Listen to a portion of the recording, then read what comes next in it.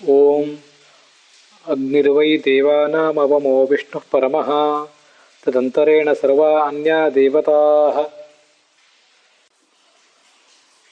ಶ್ರೀ ಗುರುಭ್ಯೋ ನಮಃ. ಮಹಾಭಾರತಸ್ಯ ಆಶ್ವಮೇಧಿಕೆ ಪರ್ವಣಿ ಅಯಂ ಷಟ್ಚತ್ವಾರಿಂಶದಧಿಕಃ ಶತತಮಃ ಭಾಗಃ, 146ನೇಯ ಭಾಗ. ತತ್ರ ಟಿ ಆರ್ ಕೃಷ್ಣಾಚಾರ್ಯಾಣಾಂ ಪಾಠೆ ವೈಷ್ಣವೇ ಪಾಠೆ ಚ ಏಕಾಧಿಕಃ ಶತತಮಃ ಅಧ್ಯಾಯಃ, 111ನೇ ಅಧ್ಯಾಯ. ಇವಂ ವಾಬಿಳ್ಳಿ ರಾಮಸ್ವಾಮಿ ಶಾಸ್ತ್ರಿಣಾಂ ಪಾಠೆ ಷಡಧಿಕಃ ಶತತಮಃ ಷೋಡಶಾಧಿಕಃ ಶತತಮಃ 116ನೇ ಅಧ್ಯಾಯ ಪ್ರವರ್ತತೆ. ತತ್ರ ನ್ಯೂನಾನ್ಯೂನಂ 840 ಶ್ಲೋಕಾಃ ಸಮಾಪ್ತಿಂ ಅಪಶ್ಯನ್.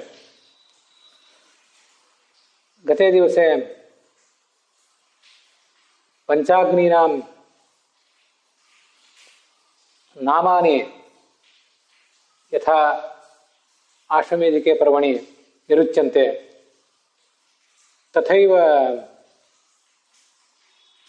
ಪ್ರಾಶ್ರೂಯಂತ. ಅಗ್ನಿಹೋತ್ರಂ ಚ ಅಗ್ನಿಹೋತಾರಂ ಪುರುಷಂ ಪಾಲಯತಿ ತಂ ಚ ಅಗ್ನಿರಯಂ ಅಗ್ರೇ ನಯತಿ ಇತ್ಯಾದ್ಯಾಃ ಅರ್ಥವಿಶೇಷಾಃ ಅಪಿ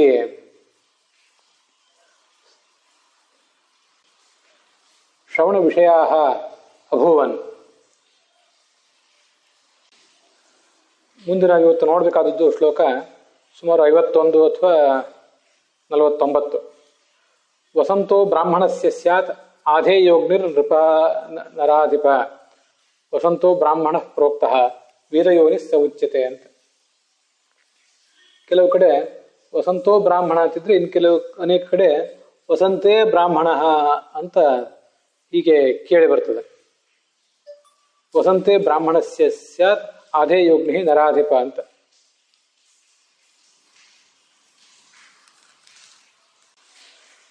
ಅದರಲ್ಲಿ ವಸಂತೆ ಅಂತ ಪಾಠ ಇದ್ರೆ ಒಳ್ಳೆಯದು. ಬ್ರಾಹ್ಮಣನಾದವನು ವಸಂತ ಋತುವಿನಲ್ಲಿ ಅಗ್ನಿಯನ್ನ ಪ್ರತಿಷ್ಠಾಪಿಸಬೇಕು ಅಂತ ಅದರ ಅರ್ಥ.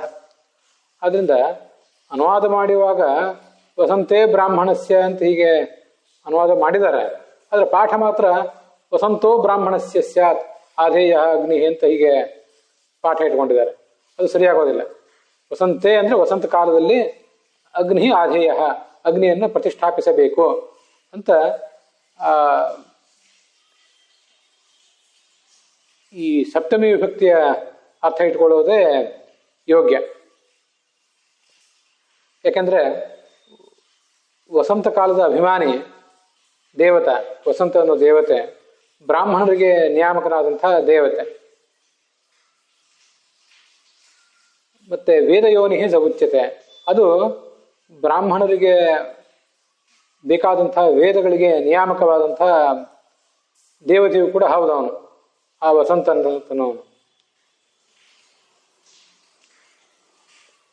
ಅಜ್ಞಾಧ್ಯೇಯಂ ತು ಏನಾಥ ವಸಂತೇ ಕ್ರಿಯತೆ ನಘ ತಸ್ಯ ಶ್ರೀರ್ ಬ್ರಹ್ಮವೃದ್ಧಿಶ್ಚ ಬ್ರಾಹ್ಮಣಸ್ಯ ವಿವರ್ಧತೆ. ವಸಂತ ಋತುವಿನಲ್ಲಿ ವಿಧಿಪೂರ್ವಕವಾಗಿ ಯಾರು ಅಗ್ನಿಯನ್ನು ಪ್ರತಿಷ್ಠಾಪಿಸ್ತಾನೆ ಅವನಿಗೆ ಸಂಪತ್ತು ಅಭಿವೃದ್ಧಿ ಆಗ್ತದೆ, ಹಾಗೆ ವೈದಿಕ ಜ್ಞಾನದ ಅಭಿವೃದ್ಧಿನೂ ಕೂಡ ಆಗ್ತದೆ ಅಂತ ಕೇಳಿಬರ್ತದೆ. ಕೆಲವು ಸರಿ ಯಾವ್ಯಾವ ಕಾಲದಲ್ಲಿ ಯಜ್ಞವನ್ನ ಮಾಡಬೇಕಾಗ್ತದೆ ಅಂಥ ಕಾಲದಲ್ಲೇ ವಸಂತ ಕಾಲ ಅಂತ ಪರಿಗಣನೆ ಮಾಡಿದೆ ಆವಾಗಲೇ ಮಾಡಬೇಕಾಗ್ತದೆ, ಅನಿವಾರ್ಯ ಹಾಗೇ ಇರ್ತದೆ. ಆದರೆ ವಸಂತ ಕಾಲ ಅವನಿಗೆ ವಿಶೇಷ ಅಂತ ಇಷ್ಟು ಮಾತ್ರ ನಮ್ಮ ತಾತ್ಪರ್ಯ ಕಾಣಿಸ್ತದೆ. ಮುಂದೆ ಕ್ಷತ್ರಿಯಸ್ಯಾಗ್ನಿರಾಧೇಯ ಗ್ರೀಷ್ಮೇ ಶ್ರೇಷ್ಠ ಸಭೈ ನೃಪ. ಗ್ರೀಷ್ಮ ಋತುವಿನಲ್ಲಿ ಕ್ಷತ್ರಿಯ ಅಗ್ನಿಯನ್ನು ಪ್ರತಿಷ್ಠಾಪಿಸಬೇಕು. ಆಗ ಅಗ್ನಿ ಪ್ರತಿಷ್ಠಾಪನೆ ಮಾಡಿದರೆ ಅವನಿಗೆ ಸಂಪತ್ತು ಇತ್ಯಾದಿಗಳೆಲ್ಲ ಪ್ರಾಪ್ತ ಆಗ್ತವೆ ಅಂತ ಅದರ ತಾತ್ಪರ್ಯ. ಶರದ್ರಾತ್ರೆ ಅಥ ವೈಶ್ಯಸ್ಯ ಹಿ ಆಧೇಯ. ಮುಂದೆ ಶರತ್ಕಾಲದ ಸಂದರ್ಭದಲ್ಲಿ ಅಗ್ನಿಯನ್ನು ಆರಾಧನೆ ಮಾಡಬೇಕು. ಅಲ್ಲಿ ರಾತ್ರಿ ಅಂತ ಬರೆದಿದ್ದಾರೆ. ರಾತ್ರಿ ಅಂತ ಅನ್ನೋದು ನಿರ್ದಿಷ್ಟವಾಗಿ ರಾತ್ರಿ ಅಥವಾ ನೈಟ್ ಅನ್ನುವ ಅರ್ಥವನ್ನೇ ಕೊಡ್ಲಿಕ್ಕಿಲ್ಲ ಪ್ರಾಯ. ಶರತ್ಕಾಲ ಅಂತ ಇಷ್ಟೇ ಅರ್ಥ ಇದ್ದಿರ್ಬೇಕು. ಯಾಕಂದ್ರೆ ಅಗ್ನಿಯ ಆರಾಧನೆಯನ್ನು ಯಾವಾಗಲೂ ಕೂಡ ಹಗಲಿನ ಹೊತ್ತಿನಲ್ಲೇ ಮಾಡ್ತಿರ್ತಾರೆ. ರಾತ್ರಿ ಹೊತ್ತಿನಲ್ಲಿ ಮಾಡೋದು ಸಾಮಾನ್ಯವಾಗಿ ಕಡಿಮೆಯೇ. ಅದರಿಂದ ರಾತ್ರ ಅನ್ನೋದಕ್ಕೆ ವಿಶೇಷ ಏನು ಅಭಿಪ್ರಾಯ ಅಲ್ಲಿ ಇದ್ದಿರ್ಲಿಕ್ಕಿಲ್ಲ ಅಂತ ಕಾಣಿಸ್ತದೆ. ಇಲ್ಲಿ ಶರದ್ ಋತುವಿನಲ್ಲಿ ಹೀಗೆ ಅಗ್ನಿಯನ್ನ ಸ್ಥಾಪನೆ ಮಾಡಬೇಕು.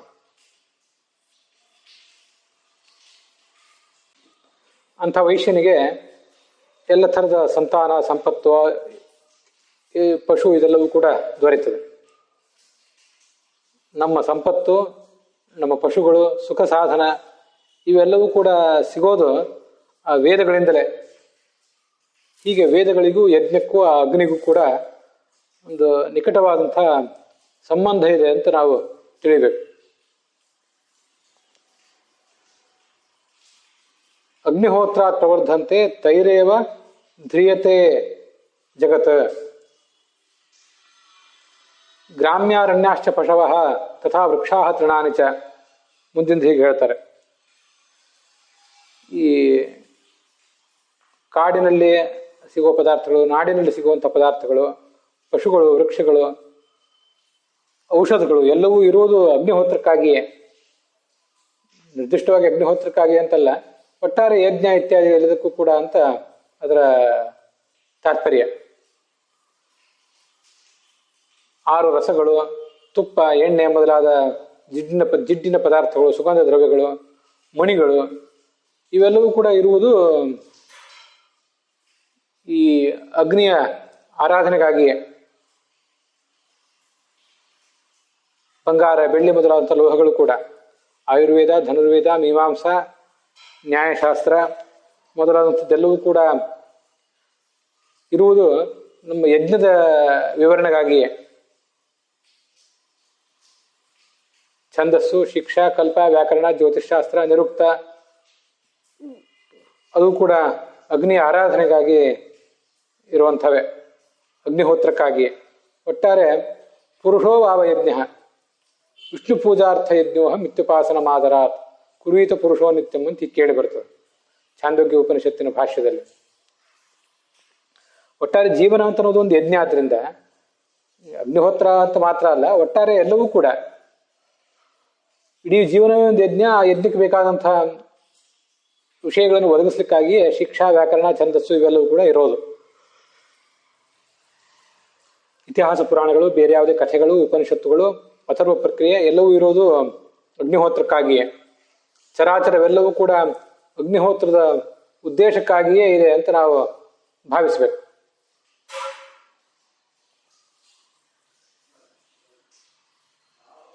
ಋಗ್ವೇದ, ಯಜುರ್ವೇದ, ಸಾಮವೇದ, ಛಂದಸ್ಸುಗಳ ದೃಷ್ಟಿಯಿಂದ ಏನೇನು ಗ್ರಂಥಗಳಿವೆ, ಛಂದಸ್ಸುಗಳ ಕುರಿತಾಗಿ ಏನೇನು ಗ್ರಂಥಗಳಿವೆ, ಅವೆಲ್ಲವೂ ಕೂಡ ಈ ಥರದ ಅಗ್ನಿಯ ಆರಾಧನೆಯಿಂದಲೇ, ಅಗ್ನಿಯ ಆರಾಧನೆ ಉದ್ದೇಶಕ್ಕಾಗಿಯೇ ಇರುವಂಥವು. ವ್ಯಾಕರಣದ ಉದ್ದೇಶ ಏನು? ಅಕ್ಷರಗಳು. ಇಲ್ಲಿ ಅಕ್ಷರ ಮತ್ತು ವರ್ಣ ಅಂತ 2 ಶಬ್ದಗಳಿವೆ. ಇದನ್ನು ನಾವು ಈಗ ಗಮನಿಸಬಹುದು. ಮೊದಲು ವರ್ಣ, ಆಮೇಲೆ ಪದ, ಆಮೇಲೆ ವಾಕ್ಯ. ಮತ್ತೆ ಅಕ್ಷರ, ಪದಗಳ ಅರ್ಥ, ಸಂಧಿ, ಸಮಾಸ, ಲಿಂಗ ಇವುಗಳೆಲ್ಲರ ನಿರೂಪಣೆಗಾಗಿಯೇ ವ್ಯಾಕರಣಶಾಸ್ತ್ರ ಇರೋದು. ಇದು ನಮ್ಗೆ ಗೊತ್ತಿದೆ. ಅಲ್ಲಿ ವರ್ಣ ಅಂದ್ರೆ ಏನು, ಅಕ್ಷರ ಅಂದ್ರೆ ಏನು? ಸಾಮಾನ್ಯವಾಗಿ ಕೋಶಗಳ ದೃಷ್ಟಿಯಿಂದ ಇವೆರಡು ಕೂಡ ಪರ್ಯಾಯ ಪದ, ವರ್ಣ ಮತ್ತು ಅಕ್ಷರ ಇವೆರಡು ಕೂಡ. ಆದರೆ ಹೀಗೆ ಅದನ್ನ ಸ್ವಲ್ಪ ನಿರೂಪಿಸಬಹುದು ನಾವು. ವರ್ಣ ಅನ್ನೋದು ಅನಾದಿನಿತ್ಯವಾದಂಥ, ಸರ್ವತ್ರ ವ್ಯಾಪ್ತವಾದಂಥ, ನಾಶ ಇಲ್ಲದೆ ಇರುವಂಥ ವರ್ಣಗಳು. ಅಕ್ಷರಗಳು ಅಂದರೆ ನಾವೇನನ್ನು ಉಚ್ಚರಿಸ್ತೇವಲ್ಲ ಬಾಯಿಯಿಂದ, ಉಚ್ಚರಿಸಿದಾಗ ಹುಟ್ಟುವಂಥ ಧ್ವನಿಗಳು. ಹೀಗೆ ಧ್ವನಿಗಳನ್ನ ಅಕ್ಷರಗಳು ಅಂತ ಹೇಳೋಣ. ಆ ಧ್ವನಿಗಳು ಅನಾದಿನಿತ್ಯ ಅಲ್ಲ, ಹುಟ್ಟುವಂಥವು ಮತ್ತೆ ನಾಶ ಆಗಿ ಹೋಗುವಂಥವು. ಹೀಗೆ ಧ್ವನಿಗಳಿಗೂ ವರ್ಣಗಳಿಗೂ ಇರುವಂಥದ್ದು ಇದು ವ್ಯತ್ಯಾಸ. ಧ್ವನಿಗಳನ್ನು ಉಚ್ಚಾರ ಮಾಡಿದಾಗ ವರ್ಣಗಳು ವ್ಯಕ್ತ ಆಗ್ತವೆ ಅಂತ ತತ್ವನಿರ್ಣಯ ಮೊದಲಾದ ಗ್ರಂಥಗಳಲ್ಲಿ ಬಂದಿದೆ. ನಾವು ನಮ್ಮ ಕಂಠದಿಂದ ಧ್ವನಿಯನ್ನು ಉಚ್ಚಾರ ಮಾಡಿದಾಗ, ಸೌಂಡ್ಸ್ ಇವನು ಉಚ್ಚಾರ ಮಾಡಿದಾಗ ಅದು ಕೇಳುಗನ ಕಿವಿಗೆ ತಲುಪಿ ಅವನ ಮನಸ್ಸಿನಲ್ಲಿ ಆ ವರ್ಣಗಳನ್ನ ವ್ಯಕ್ತ ಮಾಡ್ತದೆ. ಹೀಗೆ ವರ್ಣಗಳು ವ್ಯಕ್ತ ಆದ ಬಳಿಕ ಅವನಿಗೆ ಆ ಶ್ರೋತೃವಿಗೆ ಕೇಳಬೇಕಾದಂಥ ವಿಷಯದ ಜ್ಞಾನ ಬರೋದು. ಇಲ್ಲದೆ ಹೋದರೆ ಅವನಿಗೆ ಯಾವುದೇ ವಸ್ತುವಿನ ಜ್ಞಾನ ಬರೋದಿಲ್ಲ. ಹೀಗೆ ವರ್ಣ ಅಂದರೆ ಅನಾದಿನಿತ್ಯವಾದ ವರ್ಣ, ಮತ್ತು ಅಕ್ಷರ ಅಂದರೆ ನಾವು ಉಚ್ಚರಿಸುವಂಥ ಧ್ವನಿಗಳು, ಸೌಂಡ್ಸ್ ಅಂತ ತಿಳಿಯಬಹುದು.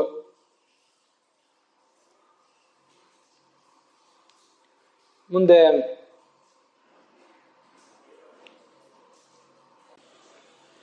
ನಮ್ಗೆ ಗೊತ್ತಿರುವಂತೆ ವರ್ಣ ಸ್ವರಾಜ್ಯ ಉಚ್ಚಾರಣ ಪ್ರಕಾರ ಯತ್ರ ಉಪದಿಶ್ಯತೆ ಸಾ ಶಿಕ್ಷಾ. ವರ್ಣಗಳನ್ನು ಸ್ವರಗಳನ್ನು ಹೇಗೆ ಉಚ್ಚರಿಸಬೇಕು ಅಂತ ನಮಗೆ ತಿಳಿಸಿಕೊಡುವಂಥ ಶಾಸ್ತ್ರವೇ ಶಿಕ್ಷಾಶಾಸ್ತ್ರ.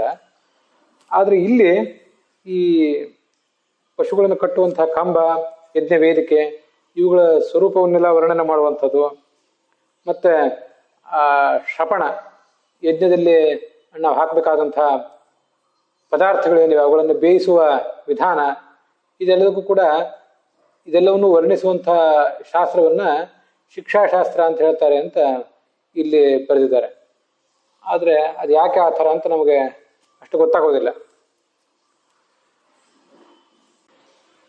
ಪಾಣಿನೀಯ ಶಿಕ್ಷಾ ಅಂತ ಶಿಕ್ಷಾ ಗ್ರಂಥದ ಉಲ್ಲೇಖ ಕಂಡು ಬರ್ತದೆ ಕೆಲವು ಕಡೆ. ಅಥ ಶಿಕ್ಷಾಂ ಪ್ರವಕ್ಷ್ಯಾಮಿ ಪಾಣಿನೀಯ ಮಥಂ ಯಥಾ ಶಾಸ್ತ್ರಾನುಪೂರ್ವಂ ತದ್ವಿದ್ಯಾ ಯಥೋಕ್ತಂ ಲೋಕವೇದಯೋ.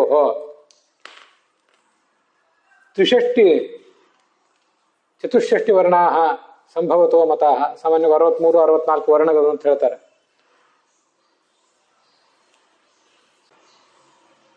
ಅನೇಕ ಸ್ವರಾಕ್ಷರಗಳಿವೆ, ಸ್ಪರ್ಶಾಕ್ಷರಗಳಿವೆ, ಉದಾತ್ತ ಅನುದಾತ್ತ ಮೊದಲಾದಂಥ ಸ್ವರಗಳು. ಆ ಎಲ್ಲ ಅಕ್ಷರಗಳು ಎಲ್ಲಿ ಹುಟ್ಟುತ್ತವೆ ಅನ್ನೋದ್ರ ವಿವರಣೆ ಅದೆಲ್ಲವೂ ಕೂಡ ಈ ಶಿಕ್ಷಾಶಾಸ್ತ್ರದಲ್ಲಿ ಕಂಡು ಬರ್ತದೆ. ಹೀಗೆ ಸ್ವರಗಳ ಉಚ್ಚಾರವನ್ನು ಕಲಿಸುವಂಥ ಶಾಸ್ತ್ರಕ್ಕೆ ಶಿಕ್ಷಾಶಾಸ್ತ್ರ ಅನ್ನಬೇಕು. ಆದರೆ ಇಲ್ಲಿ ಈ ಥರ ಇರುವುದು ಯಾಕೆ ಅಂತ ವಿಚಾರ ಮಾಡಬೇಕಷ್ಟೆ. ವಿದ್ವಾಂಸರು ತಿಳಿದವರು ಏನಾದರೂ ಇದ್ರ ಬಗ್ಗೆ ಬೆಳಕು ಚೆಲ್ಲುವುದಾದರೆ ಅದು ನಮಗೂ ಕೂಡ ಉಪಯುಕ್ತ ಆಗಿತ್ತು.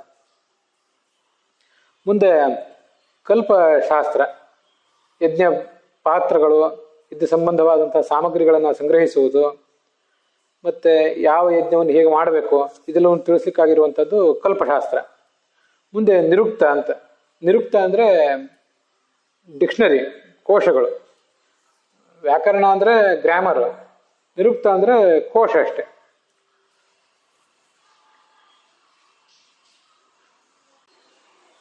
ಶಿಕ್ಷಾ, ವ್ಯಾಕರಣ, ಛಂದಸ್ಸ, ನಿರುಕ್ತು, ಜ್ಯೋತಿಷ ಮತ್ತು ಕಲ್ಪ ಅಂತ 6 ಅಂಗಗಳೇನಿವೆ ವೇದಾಧ್ಯಯನ ಮಾಡುವವರಿಗೆ ಬಹಳ ಉಪಯುಕ್ತ ಆಗುವಂಥ ಗ್ರಂಥಗಳಿವೆ. ಒಂದು ಕಡೆ ಹೀಗೆ ಹೇಳ್ತಾರೆ, ಛಂದಃ ಪಾದವತು ವೇದಸ್ಯ. ಛಂದಶಾಸ್ತ್ರ ಅನ್ನೋದು ವೇದದ ಪಾದ, ವೇದ ಪುರುಷನ ಪಾದ ಅದು. ಯಾಕೆಂದರೆ ಛಂದಶಾಸ್ತ್ರ ಆ ಮಂತ್ರ ಅನ್ನೋದು ಹೇಗೆ ಉಚ್ಚರಿಸಲ್ಪಡಬೇಕು ಅನ್ನೋದನ್ನು ತಿಳಿಸುವಂಥದ್ದು. ಆದ್ದರಿಂದ ಮಂತ್ರವನ್ನು ಉಚ್ಚರಿಸುವುದು ಅಂದರೆ ಮನುಷ್ಯ ವೇದ ಪುರುಷ ನಡೆದಂತೆ. ಅದರಿಂದ ಛಂದಶಾಸ್ತ್ರ ಅನ್ನೋದು ವೇದ ಪುರುಷನ ಪಾದ. ಮತ್ತು ಕಲ್ಪಶಾಸ್ತ್ರವು ಆ ವೇದ ಪುರುಷನ ಹಸ್ತ. ಯಾಕೆಂದರೆ ಹಸ್ತದಿಂದ ನಾವು ಕ್ರಿಯೆಯನ್ನು ಮಾಡ್ತೀವಿ. ಕಲ್ಪಶಾಸ್ತ್ರಕ್ಕೆ ಹೊಂದಿಕೊಂಡೇ ಎಲ್ಲ ಕ್ರಿಯೆಗಳನ್ನು ಕೂಡ ಮಾಡುವುದಾದ್ರಿಂದ ಕಲ್ಪಶಾಸ್ತ್ರ ಅನ್ನುವುದು ಅದರ ಕ್ರಿಯೆಗಳು. ಜ್ಯೋತಿಷಾಮಯನಂ ಚಕ್ಷು. ಜ್ಯೋತಿಷ್ಶಾಸ್ತ್ರ ಅನ್ನೋದು ಕಣ್ಣಿದ್ದಂತೆ ವೇದ ಪುರುಷನಿಗೆ. ಯಾಕೆಂದರೆ ಕಣ್ಣಿಲ್ಲದೆ ಇದ್ರೂ ಇದು ನೋಡ್ಲಿಕ್ಕಾಗೋದಿಲ್ಲ. ಹಾಗೆ ಜ್ಯೋತಿಷ್ಶಾಸ್ತ್ರದ ಮೂಲಕ ತಿಥಿ, ನಕ್ಷತ್ರ, ಯೋಗ, ಕರ್ಣ ಇತ್ಯಾದಿಗಳನ್ನು ತಿಳಿದು ಯುಕ್ತವಾದ ಕಾಲದಲ್ಲಿ ಯಜ್ಞವನ್ನು ಮಾಡಬೇಕು. ಆದ್ದರಿಂದ ಜ್ಯೋತಿಷ ಶಾಸ್ತ್ರ ಅನ್ನುವುದು ವೇದ ಪುರುಷನ ಕಣ್ಣು. ನಿರುಕ್ತಂ ಶ್ರೋತ್ರ ಮುಚ್ಯತೆ. ವೇದ ಪುರುಷನ ಕಿವಿ ನಿರುಕ್ತ ಶಾಸ್ತ್ರ, ಅಂದರೆ ಈ ಕೋಶಗಳು, ಡಿಕ್ಷನರಿಗಳು. ಶಿಕ್ಷಾ ಘ್ರಾಣಂತು ವೇದಸ್ಯ ಮುಖಂ ವ್ಯಾಕರಣಂ ಸ್ಮೃತಂ. ಶಿಕ್ಷಾ ಅನ್ನುವುದು ವೇದ ಪುರುಷನ ಮೂಗು, ಮತ್ತು ವೇದ ಪುರುಷನ ಮುಖವೇ ವ್ಯಾಕರಣ ಶಾಸ್ತ್ರ. ತಸ್ಮಾತ್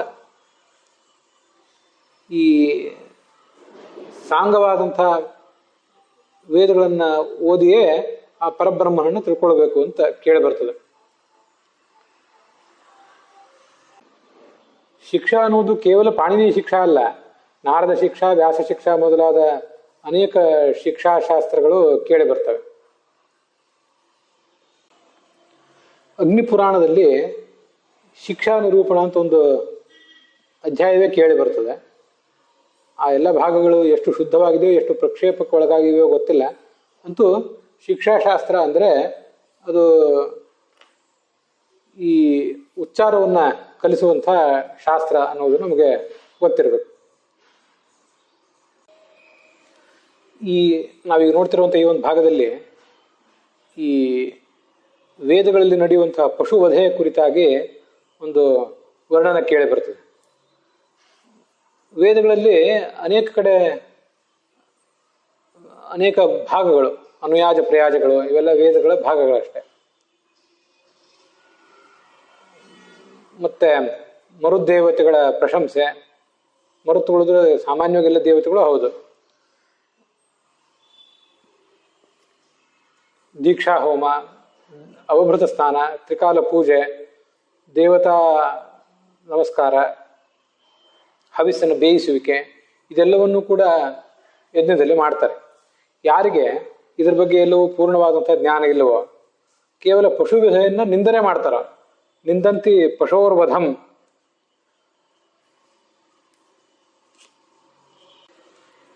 ಪಶು ಹಿಂಸಾಪೂರ್ವಕವಾಗಿ ಯಜ್ಞ ಮಾಡುವುದು ಪಾಪ ಅಂತ ಯಾರು ನಿಂದನೆ ಮಾಡ್ತಾರೆ ಅವರಿಗೆ ದೀರ್ಘಕಾಲದ ನರಕ ಇದೆ ಅಂತ ಎಚ್ಚರಿಸಿದ್ದಾರೆ.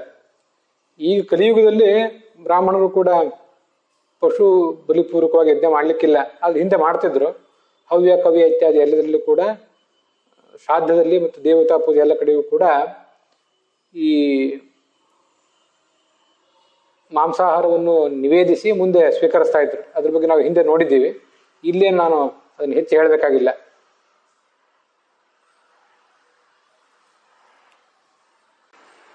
ಯಜ್ಞದಲ್ಲಿ ಭಾಗವಹಿಸುವಂಥ ಪ್ರತಿಯೊಬ್ಬರು ಕೂಡ ಅಲ್ಲಿರುವಂಥ ಪಶುಗಳು ಅವೆಲ್ಲವೂ ಕೂಡ ಸ್ವರ್ಗವನ್ನು ಪಡೀತವೆ ಅಂತ ವರ್ಣನ ಇದೆ. ಎಲ್ಲ ಮರಗಿಡಗಳು ಕೂಡ ನಾವು ಯಜ್ಞದ ಯೂಪವಾಗಬೇಕು. ಯೂಪ ಅಂದರೆ ಪಶು ಬಲಿಗಾಗಿ ಏನು ಪಶುವನ್ನು ಇಟ್ಟಿರ್ತಾರೆ, ಆ ಪಶುವನ್ನು ಕಟ್ಟುವಂಥ ಸ್ತಂಭ, ಆ ಸ್ತಂಭವಾಗಿ ನಮ್ಮ ಜೀವನವನ್ನು ನಾವು ಸಾರ್ಥಕ ಮಾಡಿಕೊಳ್ಬೇಕು ಅಂತ ಯಜ್ಞಗಳು, ಈ ಎಲ್ಲ ವೃಕ್ಷಗಳು ಬಯಸ್ತಾವಂತೆ. ಪಶುತ್ವಂ ಪಶವಸ್ತಥ, ಎಲ್ಲ ಪಶುಗಳು ಕೂಡ ಯಜ್ಞದಲ್ಲಿ ನಾವು ಬಲಿಪಶು ಆಗಬೇಕು ಅಂತ ಬಯಸ್ತವೆ. ತೃಣಾನಿ ಇಚ್ಛಂತಿ ಬರ್ಹಿಷ್ಟ್ವಂ, ಎಲ್ಲ ಹುಲ್ಲುಗಳು ಕೂಡ ನಾವು ಸಮಿತ್, ಬರ್ಹಿ ಮೊದಲಾದ ಸ್ಥಾನಗಳನ್ನು ಪಡೆದು ನಾವು ಯಜ್ಞದಲ್ಲಿ ಪಾಲ್ಗೊಳ್ಳಬೇಕು, ನಮ್ಮ ಜೀವನ ಸಾರ್ಥಕ ಆಗಬೇಕು ಅಂತ ಬಯಸ್ತವೆ. ಔಷಧಿ ಸಸ್ಯಗಳೆಲ್ಲ ಯಜ್ಞದಲ್ಲಿ ತಾವು ಹವಿಸ್ಸಾಗಬೇಕು ಅಂತ ಬಯಸ್ತವೆ. ಎಲ್ಲ ಲತೆಗಳು, ಸಾಮಾನ್ಯ ಲತೆಗಳು ಕೂಡ ನಾವು ಕೂಡ ಸೋಮ ಅನ್ನುವ ಲತೆಯ ಜನ್ಮವನ್ನು ಪಡಿಬೇಕು. ಅದರಿಂದ ನಾನು ನಮ್ಮ ಸೋಮಲತೆಯನ್ನು ಯಜ್ಞದಲ್ಲಿ ಹಿಂಡಿ ನಮ್ಮ ಸಾರ್ಥಕತೆ ಆಗ್ತದೆ ಅಂತ ಅವರು ಬಯಸ್ತಾರೆ. ಭೂದೇವಿ ಸರ್ವ ವೇದಿತ್ವಂಚ ವಸುಂಧರ, ಭೂಮಿ ನಾನು ಯಜ್ಞ ವೇದಿಕೆ ಆಗಬೇಕು, ಹಾಗೆ ನನ್ನ ಈ ಸ್ಥಳ, ವಿಶಾಲವಾದ ಸ್ಥಳ ಅನ್ನೋದು ಸಾರ್ಥಕತೆಯನ್ನು ಪಡಿಬೇಕು ಅಂತ ಬಯಸ್ತಾಳೆ. ತಸ್ಮಾತ್ ಪಶುವಧೆ ಹಿಂಸಾ ನಾಸ್ತಿ ಯಜ್ಞೇಶು ಪಾಂಡವ.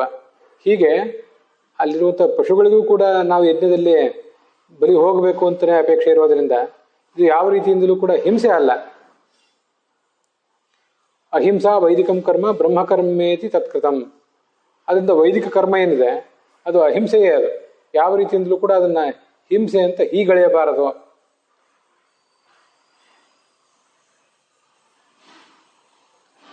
ವೇದೋಕ್ತವಾದ ಹಿಂಸೆಯನ್ನು ಕೂಡ ಇದು ಹಿಂಸೆ ಅಂತ ನಿಂದನೆ ಮಾಡಿ ಯಾರಾದರೂ ಆಚರಿಸಲಿಕ್ಕೆ ಹಿಂದೆ ಮುಂದೆ ನೋಡಿದರೆ ಅವ್ರಿಗೆ ಅದರಿಂದ ಕೆಟ್ಟ ಜನ್ಮ ಬರ್ತದೆ.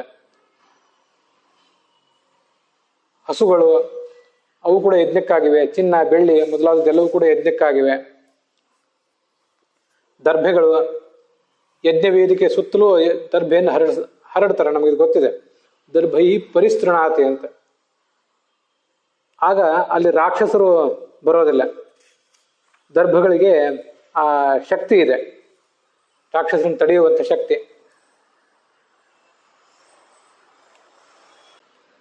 ಆಕಾಶದಲ್ಲಿ ಈ ನಕ್ಷತ್ರಾಭಿಮಾನಿ ದೇವತೆಗಳಿದ್ದಾರೆ, ಅವರು ಕೂಡ ಯಜ್ಞದ ಆಚರಣೆಗಾಗಿಯೇ ಇದ್ದಾರೆ.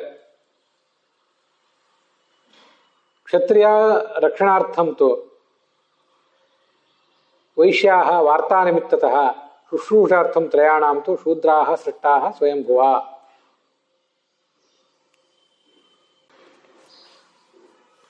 ಕ್ಷತ್ರಿಯ ಜಾತಿ ಇರುವುದು ಸಮಾಜವನ್ನು ರಕ್ಷಿಸುವುದಕ್ಕಾಗಿ, ಬ್ರಾಹ್ಮಣ ಜಾತಿಯನ್ನು ರಕ್ಷಿಸುವುದಕ್ಕಾಗಿ ಅಂತ ಅನುವಾದ ಮಾಡಿದ್ದಾರೆ. ಅದು ಉಚಿತ ಅಲ್ಲ. ಕೃಷಿ, ಗೋರಕ್ಷಣೆ, ವಾಣಿಜ್ಯ ಮೊದಲಾದವುಗಳನ್ನು ಆಚರಿಸಿ ರಾಷ್ಟ್ರದ ಸಂಪತ್ತನ್ನು ಹೆಚ್ಚಿಸುವುದು ವೈಶ್ಯ ವರ್ಣದ ಕಾರ್ಯ. 3 ವರ್ಣಗಳನ್ನು, ಬ್ರಾಹ್ಮಣ, ಕ್ಷತ್ರಿಯ, ವೈಶ್ಯ ಮೊದಲಾದ 3 ವರ್ಣಗಳನ್ನು ಒಟ್ಟಾರೆ ಸಮಾಜಕ್ಕೆ ಬೇಕಾದಂಥ ಎಲ್ಲ ರೀತಿಯಾದಂಥ ಸೇವಾ ಸರ್ವೀಸನ್ನು ಕೂಡ ಕೊಡುವುದು ವೈಶ್ಯ ಜನಾಂಗದ, ಇದು ಶೂದ್ರ ಜನಾಂಗದ ಕೆಲಸ. ಹೀಗೆ ಸಮಸ್ತ ಜಗತ್ತು ಕೂಡ ಅಗ್ನಿಹೋತ್ರದ ಉದ್ದೇಶಕ್ಕಾಗಿಯೇ ಇದೆ. ಅದಿಲ್ಲದೆ ಹೋದರೆ, ಇದರ ಜ್ಞಾನವನ್ನು ಸರಿಯಾಗಿ ಪಡ್ಕೊಳ್ಳದೆ ಹೋದರೆ, ಕೇವಲ ಅದನ್ನು ನಿಂದಿಸಿದರೆ ಅಥವಾ ಅದನ್ನು ತಿರಸ್ಕರಿಸಿದರೆ ರೌರವ ನರಕಕ್ಕೆ ಹೋಗ್ತಾರೆ. ಅಲ್ಲಿಂದ ಮುಂದೆ ಕ್ರಿಮಿ ಯೋನಿಯಲ್ಲಿ ಹುಟ್ಟುತ್ತಾರೆ. ಅಗ್ನಿಹೋತ್ರವನ್ನು ಮಾಡಿದವರಿಗೆ ದಾನ, ತಪಸ್ಸು ಇತ್ಯಾದಿ ಎಲ್ಲವನ್ನೂ ಕೂಡ ಮಾಡಿದ ಫಲ ಇದೆ. ನಾನು ಈ ಬ್ರಾಹ್ಮಣರು ಮಾಡುವಂಥ ಯಜ್ಞಗಳನ್ನು ಸ್ವೀಕರಿಸಿ ಅವರು ಒಂದೇನು ಪುಣ್ಯ ಇದೆ, ಅವರು ಮಾಡಿದಂಥ ಪುಣ್ಯದ ಫಲ ಅದೆಲ್ಲ ಆದಿತ್ಯೇ ಸ್ಥಾಪಯಾಮಿ, ಸೂರ್ಯಮಂಡಲದಲ್ಲಿ ಅದನ್ನೆಲ್ಲವನ್ನು ನಾನು ಇಡ್ತೇನೆ ಅಂತ ಸ್ವಯಂ ಕೃಷ್ಣ ಹೇಳ್ತಾ ಇದ್ದಾನೆ. ಹೀಗೆ ಜಗತ್ತಿನ ಸುಕೃತ ಎಲ್ಲವೂ ಕೂಡ ಆ ಸೂರ್ಯಮಂಡಲದಲ್ಲಿದೆ. ಆ ಸೂರ್ಯಮಂಡಲದಲ್ಲಿ ಸೂರ್ಯ ಯಾಕೆ ಅದನ್ನು ಧರಿಸಿರ್ತಾನೆ ಅನ್ನೋದಕ್ಕೆ ಕಾರಣ ಕಂಡು ಬರೋದಿಲ್ಲ. ಇಲ್ಲಿ ಏನಿದೆ ಅದನ್ನ ಹೇಳಿದ್ದೇನೆ ಅಷ್ಟೆ. ಹೀಗೆ ಈ ಭೂಲೋಕದಲ್ಲಿ ಬ್ರಾಹ್ಮಣರಾದವರು ಅಗ್ನಿಹೋತ್ರವನ್ನು ಮಾಡಿದರೆ ಮುಂದೆ ಭೂಲೋಕದಲ್ಲಿ ಅವರ ವಾಸ ಮುಗಿದ ಬಳಿಕ ಸೂರ್ಯನ ಜೊತೆಗೆ ಅವರು ಸಂಚರಿಸ್ತಾರೆ, ಸೂರ್ಯ ಲೋಕದಲ್ಲಿರ್ತಾರೆ ಅಂತ ತಿಳ್ಕೊಳ್ಬೇಕು. ಸ್ವರ್ಗದಲ್ಲಿ ದಿವ್ಯವಾದ ಸುಖವನ್ನು ಅನುಭವಿಸ್ತಾರೆ. ಬಾಲ್ಯದಿಂದಲೂ ಅಗ್ನಿಹೋತ್ರವನ್ನ ಮಾಡ್ತಾ ಇದ್ದಂಥವರು, ಬಾಲ್ಯದಿಂದ ಅಂದ್ರೆ ಉಪನಯನ ಆದ ಬಳಿಕ ಅಗ್ನಿಹೋತ್ರವನ್ನು ಮಾಡ್ಲಿಕ್ಕೆ ಅವಕಾಶ ಇಲ್ಲ, ಅಗ್ನಿ ಕಾರ್ಯವನ್ನ ಮಾಡಿಯೇ ಮಾಡ್ತಾನೆ ಸಾಧಕ. ಮುಂದೆ ಮದುವೆ ಆದ ಬಳಿಕ ಅಗ್ನಿಹೋತ್ರ ಇತ್ಯಾದಿಗಳನ್ನ ಮಾಡ್ತಾನೆ. ಈ ಅಗ್ನಿಹೋತ್ರದ ಮಹತ್ವವನ್ನು ಇಲ್ಲಿ ಏನು ಹೇಳ್ತಿದ್ದಾರಲ್ಲ, ಇದ್ರ ಕುರಿತು ಕೊನೆಗೆ ಕೋಶಗಳಲ್ಲಿ ಉಪಲಬ್ಧ ಆಗಿರುವ ಮಾಹಿತಿಯನ್ನು ಒಂದು ಬಾರಿ ಹೇಳ್ತೇನೆ. ಅಂತೂ ವಿವಾಹ ಆದ ಕಾಲದಿಂದಲೂ ಅಗ್ನಿಹೋತ್ರ ಮಾಡುವಂಥವರು, ಶೂದ್ರ ಅನ್ನೋವನ್ನು ಪರಿತ್ಯಜಿಸಿದವರು, ಕಾಮ ಕ್ರೋಧಗಳಿಂದ ರಹಿತರಾದವರು, ಸ್ನಾನವನ್ನ ಮಾಡುವಂಥವರು, ಜಿತೇಂದ್ರಿಯರು, 2 ಕಾಲದಲ್ಲೂ ಸರಿಯಾಗಿ ಸಂಧ್ಯಾವಂದನೆ ಮಾಡುವಂಥವರು, ಅಥವಾ 3 ಕಾಲದಲ್ಲಿ ಸರಿಯಾಗಿ ಸಂಧ್ಯಾವಂದನೆ ಮಾಡುವವರು ಅಂತ ಅದರ ಅರ್ಥ. ತೇ ಯಾಂತ್ಯ ಪುನರಾವೃತ್ತಿಂ ಭಿತ್ವಾ ಚಾದಿತ್ಯ ಮಂಡಲಂ. ಅವರು ಸೂರ್ಯಮಂಡಲವನ್ನು ಭೇದಿಸಿಕೊಂಡು ಪುನರಾವೃತ್ತಿ ಇಲ್ಲದಂಥ ನರಕಕ್ಕೆ ಹೋಗ್ತಾರೆ ಅಂತ ವರ್ಣನೆ ಕೇಳಿ ಬರ್ತದೆ. ಸೂರ್ಯಮಂಡಲವನ್ನು ಭೇದಿಸಿಕೊಂಡು ಹೋಗೋದ್ರ ಬಗ್ಗೆ ಬೃಹದಾರಣ್ಯಕ ಉಪನಿಷತ್ತಿನ 7ನೇ ಅಧ್ಯಾಯದಲ್ಲಿ ಅರ್ಚರಾದಿ ಮಾರ್ಗ ಇತ್ಯಾದಿಗಳನ್ನು ವರ್ಣನೆ ಮಾಡುವ ಪ್ರಸಂಗದಲ್ಲಿ ಹೀಗೊಂದು ಕೇಳಿ ಬರ್ತದೆ.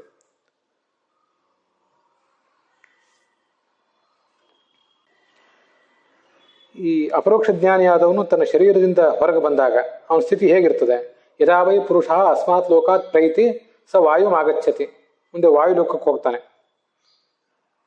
ಬೇರೆಯವರಿಗೆಲ್ಲ ಅಲ್ಲಿ ಹೋಗ್ಲಿಕ್ಕೆ ಆಗೋದಿಲ್ಲ. ಆಗ ವಾಯು ಅವನಿಗೆ ಒಂದಿಷ್ಟು ಮಾರ್ಗವನ್ನು ಮಾಡಿಕೊಡ್ತಾನೆ, ಈ ಪ್ರವಾಹ ವಾಯು ಮಾಡಿಕೊಡ್ತಾನೆ. ಮುಂದೆ ಅಲ್ಲಿಂದ ಪ್ರವಾಹ ಲೋಕಕ್ಕೆ ಹೋಗ್ತಾನೆ ಆ ಜ್ಞಾನಿ. ಮುಂದೆ ಸೂರ್ಯ ಲೋಕಕ್ಕೆ ಹೋಗ್ತಾನೆ. ಆ ಸೂರ್ಯ ಅಲ್ಲಿ ಆ ಜ್ಞಾನಿಗೆ ಮಾರ್ಗವನ್ನು ಮಾಡಿಕೊಡ್ತಾನೆ. ತಸ್ಮೈ ತತ್ರ ವಿಜಿಹೀತೆ ಯಥಾ ಲಂಬರಸ್ಯ ಖಂ. ಲಂಬರ ಎಂಬ ವಾದ್ಯದಲ್ಲಿ ಏನೊಂದು ರಂಧ್ರ ಹೇಳ್ತದಲ್ಲ, ಅಷ್ಟು ಅವಕಾಶವನ್ನ ಮಾಡಿಕೊಡ್ತಾನಂತ. ತೇನ ಸಹ ಊರ್ಧ್ವಂ ಆಕ್ರಮತೆ. ಮುಂದೆ ಚಂದ್ರಲೋಕಕ್ಕೆ ಹೋಗ್ತಾನೆ ಅಂತ. ಸೂರ್ಯಮಂಡಲವನ್ನು ಭೇದಿಸಿಕೊಂಡು ಹೋಗುವುದು ಅಂದ್ರೆ ಇದೆ. ಅಲ್ಲಿಂದ ಮುಂದೆ ಚಂದ್ರಲೋಕ ಇತ್ಯಾದಿಗಳನ್ನ ದಾಟ್ತಾನೆ. ವೈಶ್ವಾನರ ಲೋಕ, ಮುಂದೆ ಪ್ರಧಾನ ವಾಯುವಿನ ಲೋಕ. ಸ ಲೋಕಂ ಆಗಚ್ಚತಿ ಅಶೋಕಂ ಅಹಿಮಂ. ಮುಂದೆ ಶೋಕರಹಿತವಾದ ಸತ್ಯಲೋಕಕ್ಕೆ ಅಥವಾ ವಿಷ್ಣು ಲೋಕಕ್ಕೆ ಹೋಗ್ತಾನೆ. ಅಲ್ಲಿ ತಸ್ಮಿನ್ ವಸತಿ ಶಾಶ್ವತಿ ಸಮಾಹ.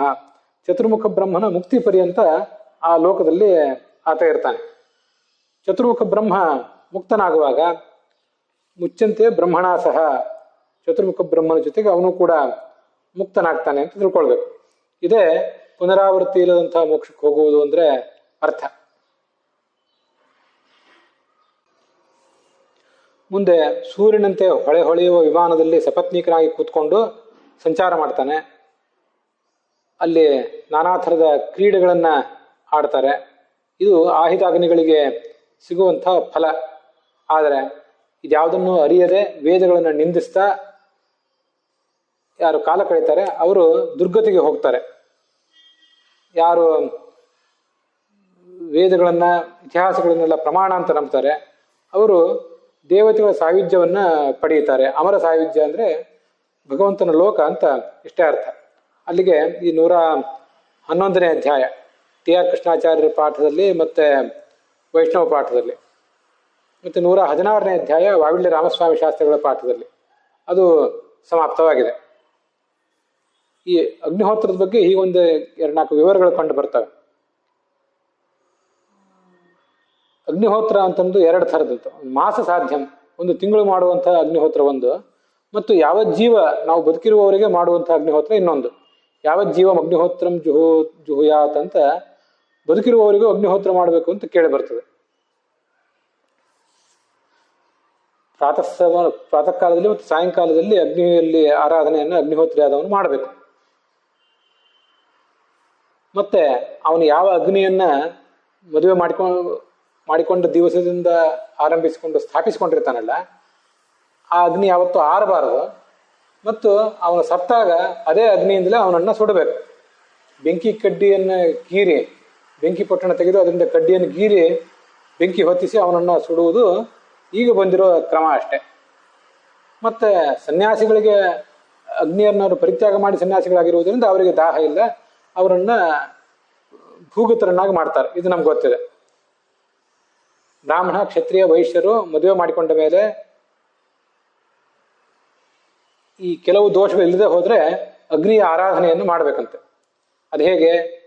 ಅವರಿಗೆ ಈ ಕಿವುಡು ಮತ್ತೆ ಕುರುಡುತನ, ಕೈ ಕಾಲುಗಳಿಂದ ರಹಿತರಾದವರು, ಇಂಥ ದೋಷಗಳು ಇರಬಾರದು. ಅಂಥವರು ವಸಂತ, ಗ್ರೀಷ್ಮ, ಶರತ್ಕಾಲದಲ್ಲಿ ಅಗ್ನಿ ಆರಾಧನೆಯನ್ನು ಮಾಡಬೇಕು.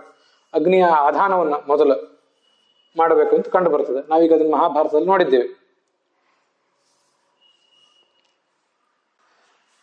ಅಗ್ನಿಯ ಆಧಾನ ಅಂತ ಬಂತಲ್ಲ, ಆಧಾನ ಅಂದ್ರೆ ಏನು? ಒಂದು ನಿರ್ದಿಷ್ಟ ಪ್ರದೇಶದಲ್ಲಿ ನಿರ್ದಿಷ್ಟ ಮಂತ್ರಗಳಿಂದ ಅಗ್ನಿಯನ್ನು ಸ್ಥಾಪಿಸುವುದು. ಆ ಅಗ್ನಿಯಲ್ಲಿ ಸಾಯಂಕಾಲ ಮತ್ತು ಪ್ರಾತಃ ಕಾಲದಲ್ಲಿ ಅಗ್ನಿಹೋತ್ರದ ಕರ್ಮ ನಡೆಯಬೇಕು. ಅಗ್ನಿಹೋತ್ರ ಅಂತನ್ನುವುದು ಈ ಹೋಮದ ಒಂದು ಹೆಸರು. ಅಗ್ನಯೇ ಹೋತ್ರಂ, ಹೋತ್ರ ಅಂದ್ರೆ ಹೋಮ ಅಂತ ಅರ್ಥ. ನಿನ್ನೆ ನಾವು ಒಂದು ಮಹಾಭಾರತ ಅರ್ಥ ನೋಡಿದ್ದೀವಿ, ಅದೊಂದು ಬೇರೆ ರೀತಿಯಾದ್ದು. ಅದಕ್ಕೆ ಹಾಲು, ಮೊಸರು ಮತ್ತೆ ಯಾವಾಗೂ ಅಂದ್ರೆ ಗಂಜಿ ಅಂತ ಅರ್ಥ, ಹಿಂದೆ ನಾವು ನೋಡಿದ್ದೀವಿ.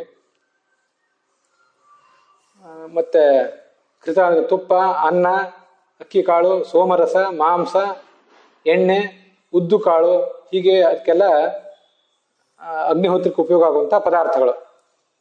ಕಲಿಯುಗದಲ್ಲಿ ಹಾಲು, ಅಕ್ಕಿ ಕಾಳು ಇವುಗಳಿಂದಲೇ ಅಗ್ನಿಹೋತ್ರವನ್ನ ಮಾಡ್ತಾರೆ. ಅಗ್ನಿಹೋತ್ರಿ ಅಂತ ಸರ್ನೇಮ್ ಇಟ್ಕೊಂಡವರನ್ನೇ ನೀವು ಕೇಳೇ ಇರ್ತೀರಿ, ನೀವೆಲ್ಲರೂ ಕೇಳೇ ಇದ್ದೀವಿ.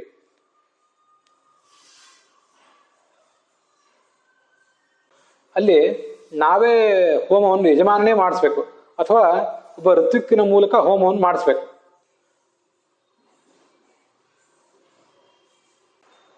ಅಮಾವಾಸ್ಯೆ ದಿವಸ ರಾತ್ರಿ ಹೊತ್ತಿನಲ್ಲಿ ಯಾವಾಗೂ ಅಂದ್ರೆ ಅಕ್ಕಿ ಗಂಜಿ ಏನಿದೆ, ಅಂಬಲಿ, ಅದರಿಂದ ಯಜಮಾನನೇ ಹೋಮ ಮಾಡಬೇಕು. ಮದುವೆಯಾದ ಆರಂಭದಿಂದ ಅವನೇನು ಅಗ್ನಿಹೋತ್ರವನ್ನು ಪ್ರಾರಂಭಿಸಿರ್ತಾನಲ್ಲ, ಅಲ್ಲಿ ಪ್ರಥಮ ದಿವಸ ಯಾವ ದ್ರವ್ಯಗಳನ್ನು ಉಪಯೋಗ ಮಾಡಿ ಅಗ್ನಿಹೋತ್ರ ಮಾಡಿರ್ತಾನೆ ಅದೇ ದ್ರವ್ಯಗಳಿಂದಲೇ ಯಾವ ಜೀವ ಅಗ್ನಿಹೋತ್ರ ಮಾಡಬೇಕು ಅಂತ ಕೇಳಿ ಬರ್ತದೆ.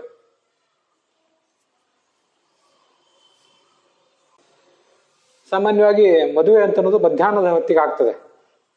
ಆ ಪ್ರಥಮ ಹೋಮ ಅಗ್ನಿಹೋತ್ರ ಪ್ರಾರಂಭ ಆಗುವುದು ಯಸ್ಮಿನ್ ದಿನೇ ಅಗ್ನ್ಯಾಧಾನಂ, ಅಗ್ನಿಯನ್ನ ಆಧಾನ ಮಾಡ್ಕೊಂಡಿರ್ತಾನ ಅವನು. ಅಗ್ನಿ ಆ ಮದುವೆ ಆದ ದಿವಸ ಅಥವಾ ಅದಾದ್ಮೇಲೆ ಒಂದು ಯಾವ ಒಂದು ವಸಂತ ಋತು ಬಂದರೆ ಆವಾಗ ಅಂತ ಕಾಣಿಸ್ತದೆ. ಮದುವೆ ಒಂದು ವೇಳೆ ವಸಂತ ಋತುವಿನಲ್ಲಿ ಆಗದೆ ಹೋದರೆ ಬೇರೆ ಸಂದರ್ಭದಲ್ಲಿ ಅಗ್ನ್ಯಾಧಾನ ಮಾಡಬೇಕಾಗ್ತದೆ, ಅಗ್ನಿ ಪ್ರತಿಷ್ಠಾಪನೆ. ಆದ್ದರಿಂದ ಆವತ್ತಿನ ಸಾಯಂಕಾಲದಲ್ಲಿ ಆರಂಭ ಮಾಡಬೇಕು, ಅಗ್ನಿಹೋತ್ರ ಪ್ರಾರಂಭ ಕಾಣ್ತದೆ ಅಂತ ಅದರ ಅರ್ಥ. ಈ ಅಗ್ನಿಹೋತ್ರದ ಮಹತ್ವನ್ನೇನೋ ಇಷ್ಟಿಲ್ಲಿ ಹೇಳಿದ್ದಾರೆ. ಆದರೆ ಮದುವೆ ಆದವನಿಗೆ ಔಪಾಸನ ಮತ್ತು ಅಗ್ನಿಹೋತ್ರ ಅಂತ ಎರಡು ಅಗ್ನಿಯಲ್ಲಿ ಆರಾಧನೆಗಳು ವಿಹಿತ ಆಗಿವೆ. ಔಪಾಸನ ಅಂತನ್ನುವುದು ಮದುವೆ ಆದಂಥ ಪ್ರತಿಯೊಬ್ಬರಿಗೂ ಕಡ್ಡಾಯ. ಅದು ಕೂಡ ಮದುವೆ ಆದ ದಿನದಿಂದಲೇ ಪ್ರಾರಂಭ ಕಾಣ್ತದೆ. ನಾವೀಗ ನಮ್ಮಂಥವರೆಲ್ಲರೂ ಉಪಾಸನ ಮಾಡ್ತಿದ್ದೇವೆ ಅಥವಾ ಮಾಡ್ತಿದ್ದೇವೆ ಅಂತ ತಿಳ್ಕೊಂಡಿದ್ದೇವೆ. ಅಗ್ನಿಹೋತ್ರ ಅಂತನ್ನುವುದು ಎಲ್ರಿಗೂ ಅಲ್ಲ ಅಂತ ಕಾಣಿಸ್ತದೆ. ಯಾಕಂದ್ರೆ ಅವನಲ್ಲಿ ಕೆಲವು ದೋಷಗಳೆಲ್ಲ ಇರಬಾರ್ದು. ಕಿವುಡುತನ, ಕುರುಡುತನ, ಅಂಗವೈಕಲ್ಯ ದೋಷಗಳಿರಬಾರ್ದು. ಅದಿಲ್ಲದೆ ಇದ್ದವನು ಮಾತ್ರ ಅಗ್ನಿಹೋತ್ರ ಮಾಡಬೇಕು. ಅಥವಾ ಉಪಾಸನ ಹೇಗೆ ಇದ್ರೂ, ವ್ಯಕ್ತಿ ಹೇಗೆ ಇದ್ರೂ ಉಪಾಸನ ಮಾಡಲೇಬೇಕು. ಅಗ್ನಿಹೋತ್ರ ಹಿರಿಯರಿಗೆ ಅಂತ ಕೇಳಿ ಬರ್ತದೆ. ಕುಟುಂಬದ ಮಕ್ಕಳಲ್ಲಿ ಹಿರಿಯನಾದವನು ಅಗ್ನಿಹೋತ್ರ ಪ್ರಾರಂಭ ಮಾಡಬೇಕು. ಅಗ್ನಿಹೋತ್ರಿ ಜೀವಮಾನದಲ್ಲಿ ಒಮ್ಮೆ ಆದರೂ ಸೋಮಯಾಗ ಮಾಡಲೇಬೇಕಂತೆ. ಸೋಮರಸದಿಂದ ಆಹುತಿ ಕೊಡುವಂಥದ್ದನ್ನು, ಜ್ಯೋತಿಷ್ಠೋಮಯಾಗ ಮೊದಲಾದದ್ದು. ಸೋಮಯಾಗ ಅಂದ್ರೆ ಸೋಮದಿಂದ ಆಹುತಿ ಹಾಕುವುದಷ್ಟೇ. ಸೋಮಯಾಗಗಳು ಜ್ಯೋತಿಷ್ಠೋಮ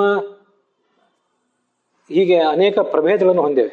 ನಾವು ಮಾಡುವಂಥ ಅಗ್ನಿಹೋತ್ರದಲ್ಲಿಯೇ ಸೋಮರಸವನ್ನು ಹಾಕಿದರೆ ಅದು ಒಂದು ಸೋಮಯಾಗವೇ ಆಗ್ತದೆ. ಇದೆಲ್ಲವನ್ನು ಕೂಡ ಸಪತ್ನೀಕನಾಗಿ ಮಾಡಬೇಕು. ಉಪಾಸನ ಮತ್ತು ಅಗ್ನಿಹೋತ್ರ ಇದೆಲ್ಲವನ್ನು ಕೂಡ. ಅನೇಕ ಬಾರಿ ಗಂಡ ಎಲ್ಲಾದರೂ ಹೊರಗಡೆ ಹೋಗಿದ್ರೆ ಅವನ ಪತ್ನಿ ಆದವಳು ಅದನ್ನು ಪುರೋಹಿತರ ಸಹಾಯದಿಂದ ಮುಂದುವರಿಸಬೇಕು ಅಂತ ಹೀಗೆ ವಿಧಾನವು ಕೇಳಿ ಬರ್ತದೆ. ಇದಿಷ್ಟು ಅಗ್ನಿಹೋತ್ರದ ಕುರಿತಾಗಿ ನನಗೆ ಲಭ್ಯ ಇರುವಂತಹ ಮಾಹಿತಿ. ಅದನ್ನು ನಿಮ್ಮ ಎದುರಿಗೆ ಇವತ್ತು ಹಂಚಿಕೊಂಡಿದ್ದೇನೆ. ಅಲ್ಲಿಗೆ ಇವತ್ತಿನ ಈ ಭಾಗವು ಕೂಡ ಸಮಾಪ್ತವಾಗಿದೆ. ಅದಕ್ಕೆ ಮಂಗಲಾಚರಣೆಯ ಆರಂಭದಲ್ಲಿ ಇವತ್ತು ಅಗ್ನಿರ್ವೈ ದೇವಾನಾಂ ಅವಮಃ, ಎಲ್ಲ ದೇವತೆಗಳಲ್ಲಿ ಅಗ್ನಿ ಕೆಳಗಿನ ಸ್ಥಾನದವನು. ಅವನಿಗಿಂತೂ ಕೆಳಗಿನವರು ಇದ್ದಾರೆ ಇಲ್ಲ ಅಂತಲ್ಲ, ಆದರೆ ಇಲ್ಲಿ ಒಂದು ನಿರ್ದಿಷ್ಟ ಪ್ರಸಂಗದಲ್ಲಿ ಅಗ್ನಿ ಇರುವಂಥ ಕಕ್ಷಾ ತಾರತಮ್ಯವನ್ನು ಪರಿಗಣಿಸಿ ಅವನನ್ನ ಕೆಳಗಿನವನು ಅಂತಲೂ ಪರಮಾತ್ಮನನ್ನ ವಿಷ್ಣುವನ್ನ ಸಾಕಾಷ್ಠ ಸಾ ಪರಾಗತಿ ಅಂತಲೂ ವರ್ಣನೆ ಮಾಡಿದ್ದಾರೆ. ಇವರಿಬ್ಬರ ನಡುವೆ ಉಳಿದ ದೇವತೆಗಳೆಲ್ಲ ಇದ್ದಾರೆ ಅಂತ ಕೇಳಿ ಬರ್ತದೆ.